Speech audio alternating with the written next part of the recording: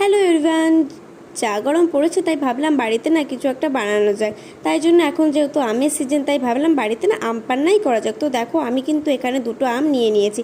আম দুটো না আমি সিদ্ধ করে নিয়েছি যাতে মাখতে সুবিধা হয়। তো তারপরে আমের খোসা দুটো ভালো করে ছাড়িয়ে নিয়ে আমি কিন্তু এটা ভালো করে মেখে নিয়েছি।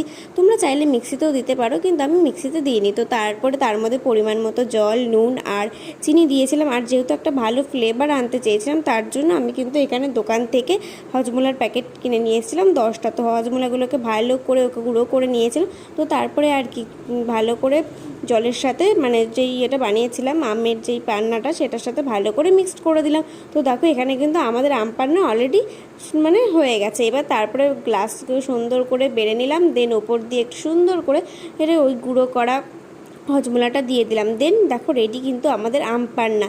অনেক টেস্ট হয়েছিল, কিন্তু তোমরা কারা কারা ট্রাই করেছো অবশ্যই জানিও। দেখা হচ্ছে নেক্সট